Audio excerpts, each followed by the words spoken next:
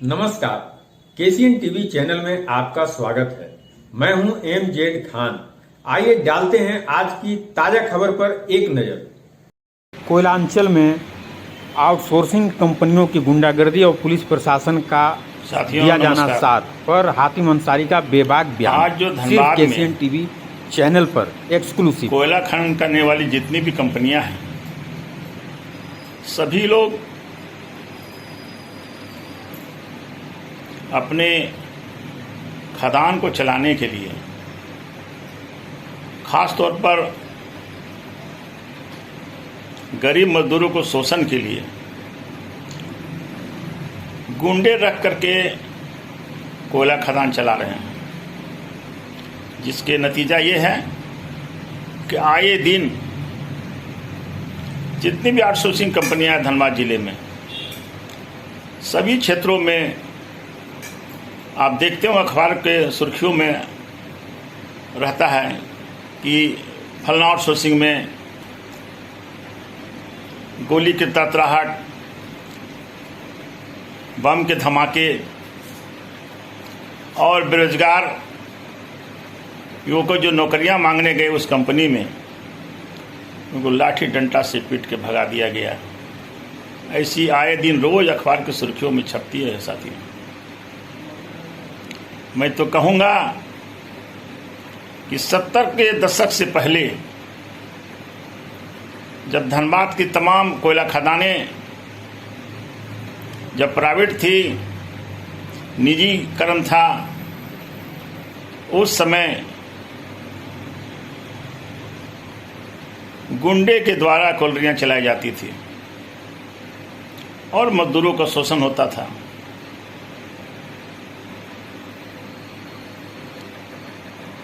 आपने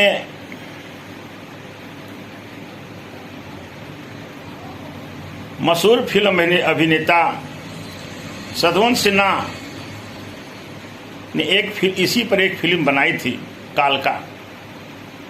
और कालका फिल्म में इस तरह के कोयले के चलाने वाले मालिकों का जो गुंडागर्दी होता था उसमें उसको उजागर किया था।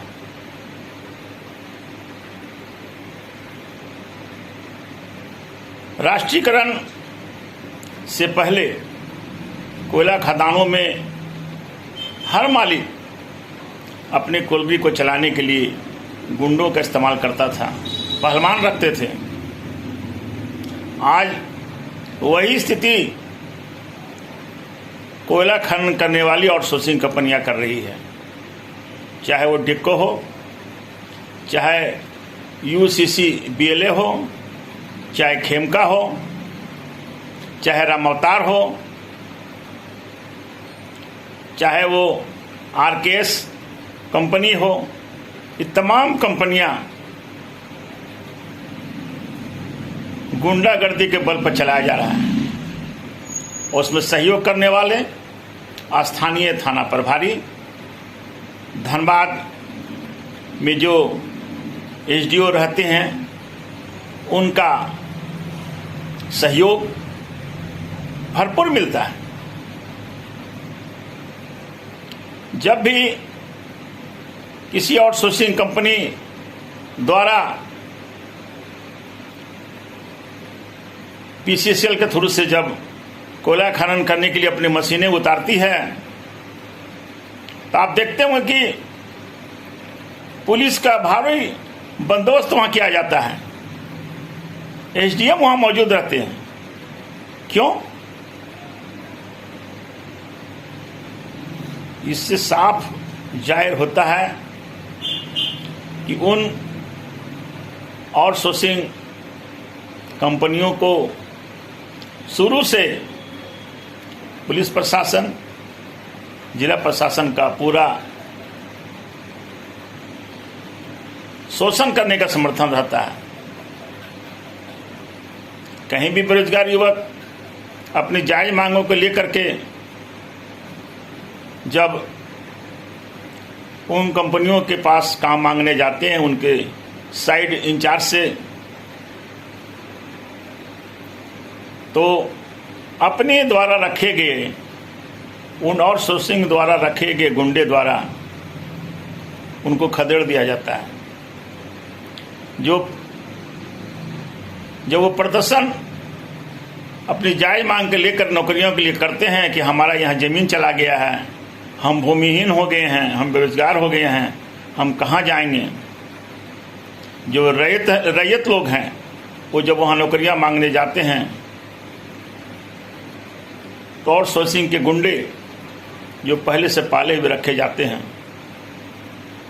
उनको मार पीट के भगा दिया जाता है।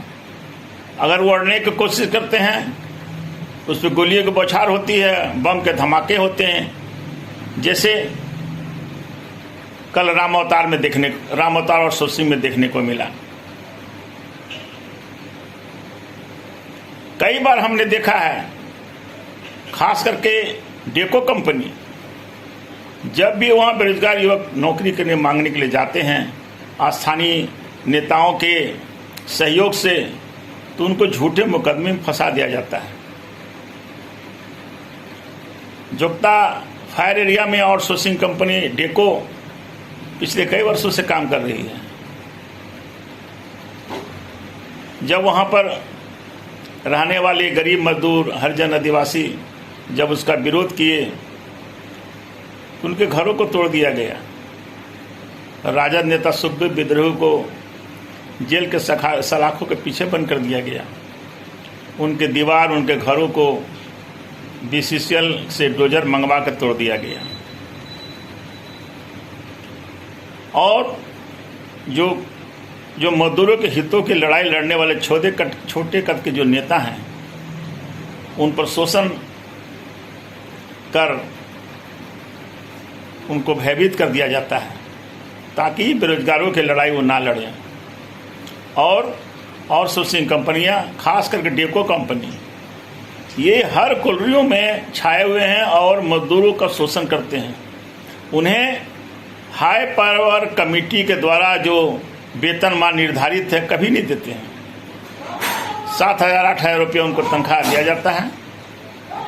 काम करना तो करो, नहीं तो जाओ। उसमें स्थानीय थाना जहाँ आउटसोर्सिंग है उनको मंथली फीस किया हुआ है। जरा से कोई बात बेरोजगारों को नौकरी दिलाने के नाम पर अगर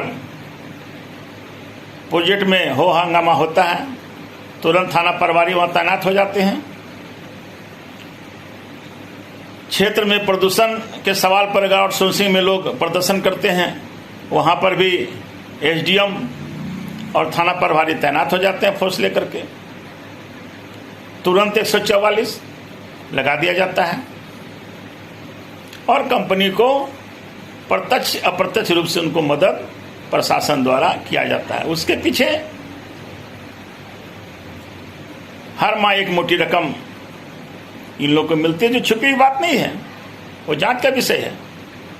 अगर निगरानी विभाग इस मामले को संज्ञान में लेकर अगर वो अच्छी से जांच करे तो साफ पता चल जाएगा कि किन लोगों को बल्क आउटसोर्सिंग कंपनियां जो है यहाँ उत्पाद कर रही है और गोली बंदूक चला करके मजदूरों को धमका रही है। ये स्थिति भयावह है। आने वाले दिनों में इससे ज़्यादा भयावह होगी, क्योंकि BCCL में अब सारे खदाने एक करके सब बंद हो गया है। जितनी भी अंडरग्राउंड माइन से थी, मोटा मोटी सभी बंद हो चुकी हैं, या तो कोयला खदानों में पानी भर गया है। अब कोयला निकालने के लिए, देश में ऊर्जा पैदा देने के लिए अब एकमात्र विकल्प रह गया आउटसोर्सिंग। कोयला खनन करके जमीन से कोयला ज़्यादा से ज़्यादा निकालने का यही एकमात्र साधन अब रह गया है। और जब धीरे धीरे मजदूर जो BCCL के लोग जब रिटायर होते जाएंगे तो उनके परिवार के लोग बेरोजगार होते जाएंगे। और बेरोजगारी का ये आलम यह है कि अब उनको रोजगार चाहिए। घर के सामने रैयतों से जमीन जब ली जाती है तो उन्हें रोजगार नहीं दिया जाता है।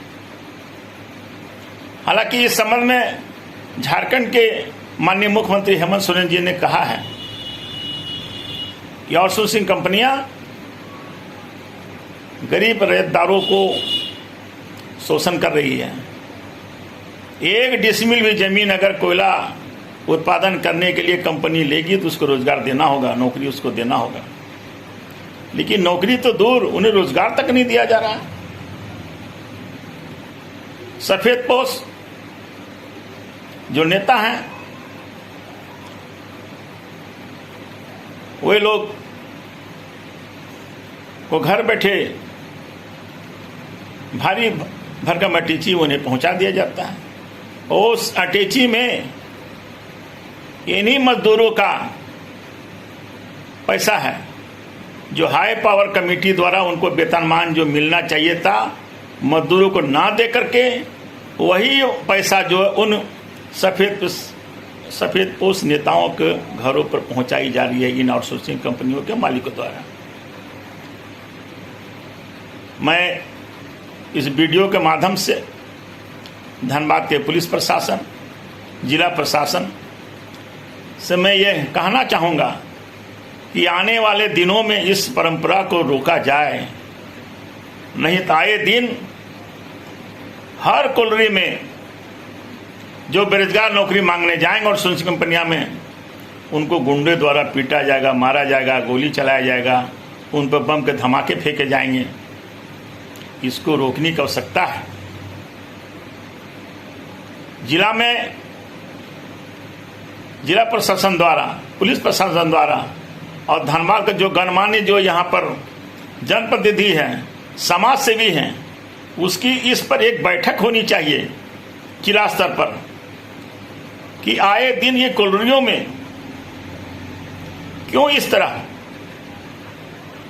गरीब निहत्थे मजदूरों पर लाठी चलाया जा रहा है, गोली चलाया जा रहा है, बम का धमाके किए जा रहे हैं।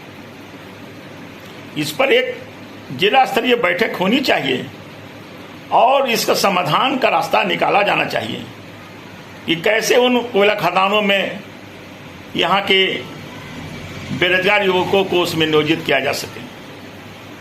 इस पर जिला प्रशासन गंभीर नहीं है, मैं देख रहा हूं। आए दिन कोलरियों में लोडिंग के पॉइंट सवाल पर भी रोज झड़पें हो रही है। कोयला उठाने वाली जो डीओ धारक हैं वो पेलोडर से कोयला को ट्रकों में लोड कराते हैं, तो फिर ये बेरोजगार मजदूर कहाँ जाएंगे? पहले इन्हीं कॉलोनियों में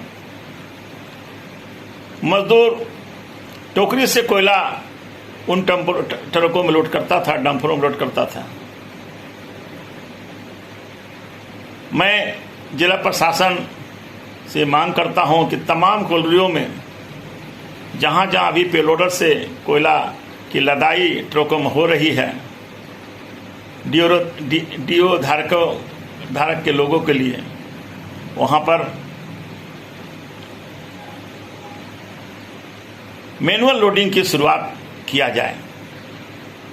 और जहां जहां मैनुअल लोडिंग की शुरुआत हो रही है वहां पर भी कुछ मजदूरों के आड़ में गुंडागर्दी लोग कर रहे हैं, झूठ मूठ कर सरदार बन करके उन मजदूरों को शोषण करने भी लगे हुए हैं। इसके पीछे कुछ सफेदपोश नेताओं का भी हाथ है। तो जिला प्रशासन को इस संबंध में गंभीरता से सोचना चाहिए। हमारे धनबाद में नए उपायुक्त आए हैं और नए एसएसपी भी आए हैं। आपस में समन्वय बनाकर और यहाँ के जो जनप्रतिनिधि जो चुनाव जीत के आए हैं जनता के बीच में जो विकास कार्यों के लिए एवं कोलरी के जो बड़े अधिकारी हैं उनके साथ समन्वय बना करके एक बैठक होनी चाहिए कि किस तरह और सोर्सिंग कंपनियों द्वारा कोयला का उत्पादन भी हो, उसे बाधित भी ना हो और बेरोजगारों को, युवक को कैसे उसमें नौकरी मिले। स्थानीय लोगों को उसमें प्राथमिकता मिलनी चाहिए, हर हालत में मिलनी चाहिए। इसके लिए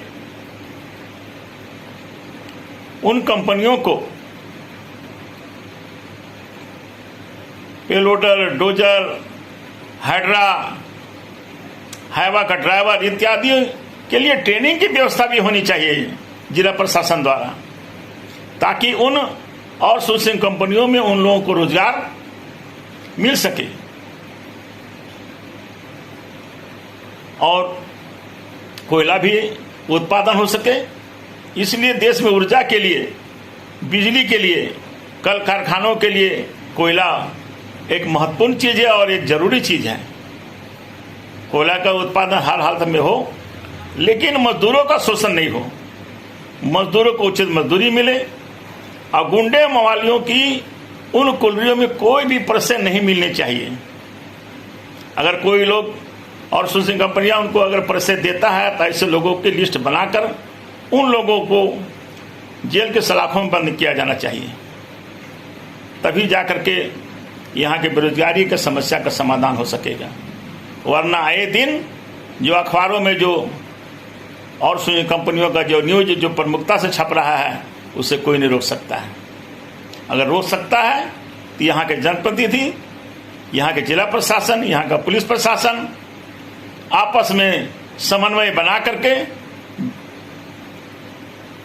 कोयला उत्पादन की दृष्टि से, सुरक्षा की दृष्टि से ये काम उनको करना होगा।